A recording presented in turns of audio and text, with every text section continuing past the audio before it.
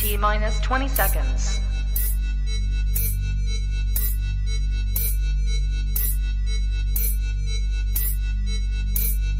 10, 9, 8, 7, 6, 5, 4, 3, 2, 1.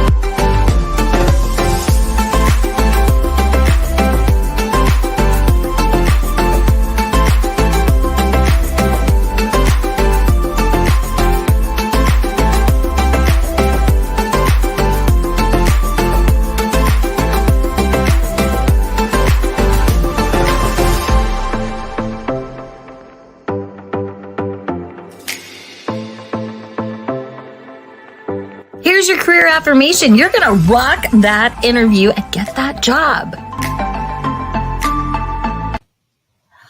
Good morning. I'm Anna Morgan, your career BFF, rescuer of animals and careers. Can everyone hear me this morning? I am coming live with the flu, COVID, a bad cold. I'm not quite sure, but I am feeling a little bit better, even though I don't sound super amazing. I'm just glad to be here, to be of service. Good morning. TJ Productions in the house. Timothy is here. I'm so glad to see you all. Okay, so I have been huddled up here in my bedroom. I have a desk of pillows that I have orchestrated and got my trusty Aurora next to me as I have been a little under the weather since I got back from my trip and went to Tampa this past weekend to celebrate a friend's life who had passed earlier this year. And I think just running around, being on airplanes, all that good stuff, got a little rundown. So anyway, I'd rather be under the weather now than in the thick of the holiday season or anything like that. So anyway, I am so glad you all are here. It is super quiet at my house today, which is unusual. There has been a lot happening in the world of work recently. There were a bunch of layoffs last week with Twitter, and then we had Hootsuite, Salesforce, and the biggest and most notable is Meta yesterday with about 4,000 employees. And, there's a conversation that's been happening on the platform, where a lot of job seekers that have been in search for quite some time are having their feelings hurt a little bit because all the, newly laid off folks are getting all the attention, right? And I think, there's definitely an opportunity to kind of step back and be like, okay, yeah, I can see, how my feelings might be a little hurt on that. But, I think it's also when something like this happens, it opens up the minds and the eyes of the collective to be of service to other people, to not just help the newly laid off, but be aware of how people can be a career BFF out and about in the community. So let me see. I'm just kind of looking at my second screen here. I want to make sure everyone can hear me. This is the Ask Me Anything week of Career BFF Live. Each week, I follow my BFF method, which is behind the recruiter curtain, focus and fulfilling strategy, and fabulous self-love. And then the fourth week is kind of just, I'm here to offer support, answer any questions that folks may have, and just be of service. And sometimes I might have a guest, but this is my 22nd week in a row going live. So, I can't really believe that I've actually gone live that many weeks in a row. So if you have any particular questions or burning desire or, or particular, challenge that you're facing, you're welcome to share in the comments and I can try to address it. Additionally, if you're not comfortable sharing publicly, you can always direct message me before the show, and I'm happy to answer any questions that may come up. Just want to make sure that I'm still live and everything is good to go. Okay. All right. So yeah, episode 22 is here. So while, people are just kind of filtering in, I was reflecting back on a lot of people have said that this time right now feels like 2020 all over again. And I experienced my own layoff in the height of the pandemic in May of 2020. So I'm going to share kind of briefly some of the things that I did to help me kind of work through that layoff. If someone's watching this, having been laid off, and then, we can touch some just high level basic job search strategy tactics to kind of accelerate and warm up your search if you're kind of just getting back into it. I was thinking I needed some water, but I don't have any. Okay, so obviously when you get the news about the layoff, it is super jarring and it's traumatic. It is traumatic. And a lot of the ways that these companies are displacing people is very non-human. They're not doing it one-on-one. You're just getting an email. And in my humble opinion, it's very bad behavior, because it's like people deserve to be treated like humans and have that one-on-one and have that, conversation of why this is happening. So my experience was, a sudden appointment on my calendar, HR direct hiring manager informed it was the last day, some very procedural speak, and let me know about the timeline of how quickly my equipment would be shut down, and what I would expect in the mail, and when my last deposit in my paycheck would be. And I just remember coming downstairs and my husband was home because it was height of the pandemic. We were all home. And I just remember standing in front of him and just crying and just saying, I'm so sorry. I just got laid off. And, it's a very powerless feeling. And it brings up a lot of shame, right? And a lot of shoulds, I should have done this better. Or maybe I could have done this differently, anyway, so then it was okay, fast action. What do I need to do now to figure out my next step? And I will say that when we go through a job transition like this, it is very much the similar stages of grieving. You feel anger, resentment, bargaining, and then acceptance, right, is kind of some of the stages of grief that you go through. I immediately took a trip up to Nashville to see some family. So I took advantage of being able to, spend time with people that I loved. I immediately went and, filed unemployment. I will say there's some nuances of filing unemployment. I had trouble faxing documents. I remember that being like a quirky thing that I was like, I don't have a fax machine. Can I download a fax number on my phone to scan the documents in? So there's, some little weird things with that. So make sure that you do that. And then also look at your expenses, right? There's a lot of times we have reoccurring expenses like, streaming services or subscriptions that maybe we could cut to, pattern our budget a little bit better. Those were some of the things that I did. And then I jumped into service work. So I started trying to network as much as I could. Networking right now, especially between, I would say, the rest of November and December.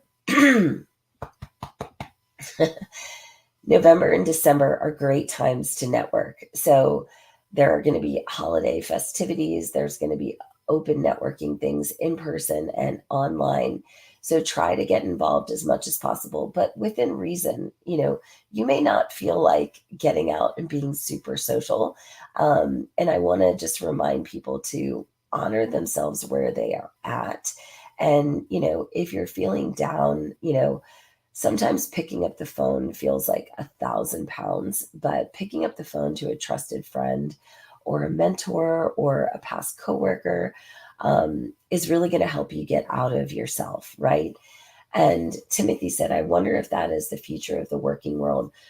I think you were asking, I think you might be meaning around how people are like letting people go, maybe, Timothy, I'm not sure. I hope that's not the case. I hope we will get back to that human to human connection and that we are each owed the professional courtesy of a face-to-face conversation of why this job change is happening. So yeah, I hope that, some of these events that we've had will wake up modern day authentic leadership into, how can we do this better? How can we have these authentic conversations with our staff? And, my hope is that any people that are managing teams or leading teams right now is that they're having conversations with their staff, that they know that this is an uncertain time. I think in order to keep your current staff engaged, like, you need to be having transparent conversations with your existing staff. So anyway, I sound horrible, so I'm not going to keep this conversation going much longer. But I wanted to show up because I say that I show up here every single week to be of service, to be your career BFF, to try to provide my experience, strength, and hope as a recruiter, as a talent leader, as a people over everything leader, to be of service, right? To share tips on how to be, layoff ready. What are the action steps that you can take today to get yourself ready to be back in active job search, right? I made a story on my Instagram yesterday, but timing is everything in recruiting, and hiring managers are getting really, really, really motivated right now to pull the trigger on positions that they were supposed to hire in earlier fall. So if you have momentum, keep the momentum going, applying, networking, and being visible on LinkedIn. Applying, networking, and being visible on LinkedIn. That's the 3-pronged approach that I feel like builds a strong foundation, because hiring managers, again, are getting very motivated to spend their budget for 2022. And if they don't hire right now before the end of 2022, oftentimes those hiring managers lose their budgets. So that's not the same for all companies everywhere, but it is a trend that I have seen over my 15 years in recruiting. So this is a great time. If you have been in an active job search for quite some time, go back through all your past interviews, reach out to past recruiters that you've talked to, stay top of mind, send follow-up emails. Get in front of those past people that you've had touch points with and let them know that you're still available. Let them know that you still have your eye on this company as a top employer on your target list, and you would love to keep the conversation going. So anyway, my ears are starting to hurt now that I've been talking consistently for 15 minutes. So hi, Yvonne. I'm so glad you're here. You are amazing. I really appreciate this time with you too. I hope to get out to California to meet you in person sometime soon. I am here to support you all. So if you have one-off questions, reach out, let me know. I will try my best to support as I can. Next week, we will be back with behind the recruiter curtain topics. And I'm going to come back in after the live is over. I'm going to share some resources. Amy Miller has a bunch of free content where she talks about recruiting and yoga pants. It's like my like-minded people. And her friend Kirsten shares a lot of resources on, again, great things to know as you are in job transition. So I will drop those links in the comments after the live. On the 17th, I am hosting a Ask a Recruiter audio event where myself, Tabitha Kavanaugh, Orlando Haynes, who is the podcast producer of Career Talks, and my friend Jess Lara will be going live in an audio capacity to field questions to be of service. And Tabitha is outstanding. Orlando's fabulous. Jess is awesome. She works on the agency side. So everyone's getting a very agnostic kind of perspective of all different types of recruiters. And so we'll be live for 90 minutes in that audio room. If you scroll back in my post, you'll be able to find the event. Or if you'd like me to personally, invite you, just put invite me to the Ask the Recruiter event in the comments, and I'll be sure to send you a message. Okay. So that's it for me. Froggy Morgan, I'm in and out today. Sorry for the hoarse voice, but didn't want to miss my streak coming live. So I appreciate each and every one of you that join me every week. I'm always open to suggestions, topics, things that you would like to see me do differently here. So please don't hesitate to reach out. Mwah. Love you guys.